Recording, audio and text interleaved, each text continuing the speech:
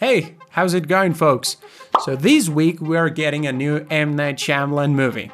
And yeah, I know with this director it can be either a hit or a miss. But I think he's been trying lately. So yeah. Because of that, today we're checking one of his best movies. And one of the best movies of all time, probably. It's actually a very fine piece of cinema.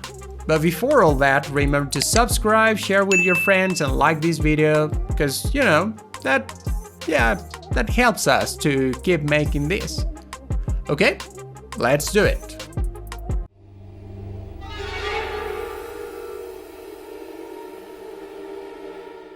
So, Dr. Malcolm is a psychologist who's helped many children. Yeah, look, even the city's proud of him. Although he's not so excited about it. His wife, on the other hand, is happy because of all the sacrifices they've gone through, because of Malcolm's work. Like, I don't think they do a lot of Netflix and chill. They go upstairs to celebrate, but they find a broken window and hear someone inside. The intruder is this man, and if having an intruder is already terrifying, having one in his Sundays is a perfect recipe for a heart attack. Seriously, I would just faint. The man is an old patient who accuses Malcolm of failing him, and before the doctor can calm him down, the intruder shoots him and suicides. The next fall, Malcolm watches a kid from a bench. The kid goes out of his house running all the way into a church. Dr. Malcolm sits in front of him and says they had an appointment that day, but he missed it. They have a small chat and pretty much that's it. At night, Malcolm comes back home, but his wife is already sleeping and dinner is waiting. Oof, that's never a good sign. Back with the kid, whose name is Cole, spooky things happen around him, like all the cabinets open in a few seconds while his mother is away. After school, Dr. Malcolm is waiting for him in the living room. They play a game about reading minds, but after some good guesses like that the kid has a secret, Malcolm misses too many things and the kid ends up saying the dog won't be able to help him. At night, Malcolm arrives at a restaurant where his wife is just waiting for the check. He starts talking about the case, which seems to piss her off, saying happy anniversary and then leaving. Come on, Doc, couldn't you say something like, "How are you? How was your day?" Anything like that? Now I see why Cole doesn't want your help. The next day, Cole's mother notices in all the pictures of her son there's a shine. I don't know how she missed it before, I mean it's quite obvious. She also finds some scary writing on Cole's desk. Moving on. In class, the teacher asks if anybody knows what happened in that building 100 years ago. To what Cole says they used to hang people. But the teacher replies that's not true, even getting a bit angry. Oh man, come on. Maybe not 100 years ago, but like 150, 200? That's possible. You could have said something like, maybe that happened before, but 100 years ago this was a legal courthouse. That's a terrible teacher. And things get even worse when the teacher stares at Cole. Cole doesn't like that, so he says people used to call this teacher Stuttering Stanley. The teacher can't handle that and says, "Shut up, you freak!" That guy should totally lose his job. Later, Dr. Malcolm arrives at school and talks with Cole a bit, and then goes back home where he sees his wedding video. We're all like, oh, that's so nice, they'll finally make some progress. But when Malcolm goes upstairs, he finds out his wife is taking antidepressants. That's not good. Another day, Cole is at a birthday party, getting bored because he has no friends, when he sees a red balloon going all the way up to the ceiling. So having nothing better to do, he goes after it. But when he's near, he hears a voice coming out from an old service elevator, I think. And when two kids spot him, they put him in that place. That kind of kids is disgusting. Cole screams like he's about to die, and his mother hears him but can't open the door.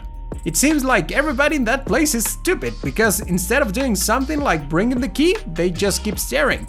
The door finally opens and his mother takes him to the hospital where he'll stay the night. Dr. Malcolm gets there and speaks with him.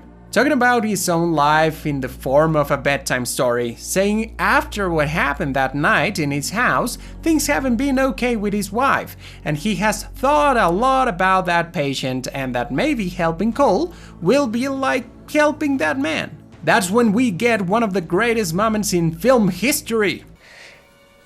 I see dead people. Oh my God! Cole says he sees ghosts walking like regular people, that the ghosts don't see each other and that they don't know they are dead.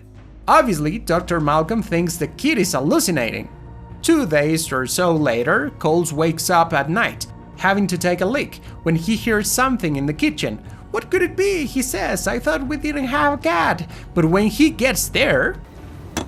No, dinner is not ready. Oh man! So he runs and hides in his tent. Cole sees more ghosts, at school, after a play, and at home walking around. And poor Dr. Malcolm, because he finds out that his wife wants to be with another man when he sees them through a window about to kiss. Malcolm wants to fix things at home, so he visits Cole and says he can't be his doctor anymore.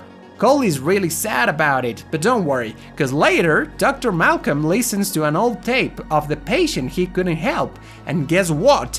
There is someone speaking Spanish when the boy was all alone. Oh my God! So he saw ghosts too, and Cole is legit, he thinks, and then goes to find Cole so they can resume their work. By the way, Dr. Malcolm says probably the lost souls just want help, and maybe the only thing Cole has to do is listen to what they have to say. That night, Cole sees another one, and even though his first reaction is running, he comes down, goes back, and talks to the ghost. Next day, Cole and Dr. Malcolm got to the house where the girl lived, and they're in the middle of her funeral reception. Cole goes to her room, the ghost showing him a box that he then gives to her father. In the box there is a tape showing her mother pouring some cleaning liquid into her soup. That's some sick stuff, man. So at least we know the family will have some justice. Well done, kid, well done. Now things are better. Cole even stars in a school play as the main character, and you know, that's it for him and Dr. Malcolm. That's the last day they'll see each other. What's kind of sad, but you know, it's good at the same time, because it means they found a solution. Cole later is with his mom in the car. Traffic stopped because of an accident at the end of the street. That's when he decides to tell her a secret. At first, his mother isn't sure about how to feel with all that. But when Cole says many things about his dead grandma, his mother breaks into tears believing in. That's so nice. Now we just need to know what happened with Dr. Malcolm. So when he comes back home, finds his wife halfway asleep. He then whispers he misses her, she asking why he left her. That's when he realizes he's not wearing his wedding ring and remembers Cole's words. That ghosts don't know they are dead. That's why we never saw him interacting with anyone else. That's why his wife didn't speak with him. Now knowing he's already dead and having helped Cole, he's ready to leave. Not before saying a few words to his wife, like how much he loved her.